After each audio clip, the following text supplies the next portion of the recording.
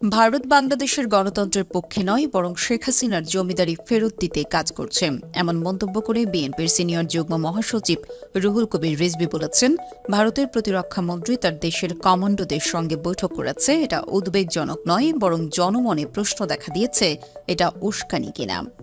ভারতকে শেখ হাসিনাকে সান্ত্বনা দেওয়ার জন্য তার জমিদারি পুনরুদ্ধারের জন্য কাজ করছে। তাহলে প্রতিরক্ষামন্ত্রী এভাবে কথা বলছেন কেন? ভারতের উদ্দেশ্যে তিনি বলেন, বাংলাদেশের জনগণ দেশ থেকে এক দানবকে তাড়িয়ে মুক্ত বাতাসে চলাফেরা করছে।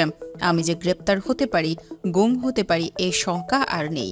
এখন মানুষ স্বাধীনভাবে চলাফেরা করছে, শান্তিতে ঘুমাতে পারছে। এটা কি আপনারা চাচ্ছেন না? বাংলাদেশ গণতন্ত্র ফিরে আসুক, মানুষ শান্তিতে থাকুক, এটা কি ভারতের নীতি নির্ধারকরা পছন্দ করে না?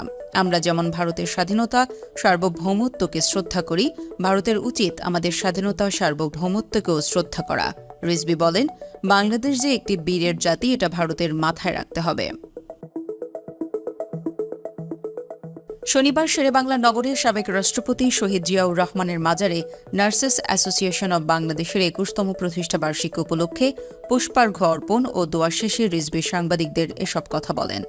এ সময় সেখানে বিএনপির সহ নার্সেস বিষয়ক সম্পাদক ও ন্যাপ সভাপতি জাহানারা বেগম ছাড়াও ছিলেন বিএনপির স্বাস্থ্য বিষয়ক সম্পাদক ডা মোহাম্মদ রফিকুল ইসলাম, সদ্য মোহাম্মদ মাহবুবুল ইসলাম, ইঞ্জিনিয়ার ইকবালুর রহমান খোকন সহ আরও অনেকে।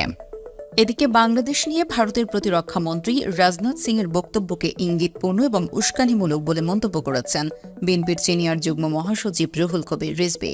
এ সময় রিজভী বলেন, একটি বিষয়ে আমি অত্যন্ত উদ্বেগের সঙ্গে জানাচ্ছি, ভারতের প্রতিরক্ষা মন্ত্রী রাজনাথ সিং ভারতের সেনাবাহিনীর কমান্ডারদের সঙ্গে বৈঠক করেছেন।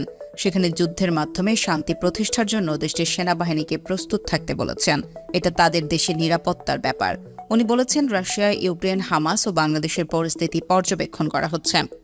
রুহুল কবির রিজভী আরও বলেন, বাংলাদেশে তো কোনো যুদ্ধ হচ্ছে না, এখানে শতাব্দীর সেরা গণ আন্দোলনের মাধ্যমে স্বৈরাচার সরকারের পতন ঘটানো হয়েছে। এটা আমাদের নিজের বিষয়। আমাদের উপর দানব চেপে বসে রক্ত চুষে খাচ্ছিল, জনগণের পকেট কেটে তারা হাজার হাজার কোটি টাকা পাচার করেছে। সেই দানব সরকারকে ছাত্র জনতা আন্দোলনের মাধ্যমে রক্ত দিয়ে লড়াই করেছে, আর সেই আন্দোলনের মুখে দানব সরকার প্রধান পালিয়ে গেছে। এখন বাংলাদেশের পরিস্থিতি স্বাভাবিক উল্লেখ করে বিএনপির শীর্ষ নেতা বলেন, বাংলাদেশ একটা স্বাধীন সার্বভৌম রাষ্ট্র। Rajnath Singh Russia, Ukraine, Israel, হামাসের সাথে বাংলাদেশের নাম বলা ইঙ্গিতপূর্ণ এবং উস্কানিমূলক। এ বিষয়ে বাংলাদেশের সকল ছাত্র জনতাকে সতর্ক থাকারও আহ্বান জানানো হয়েছে।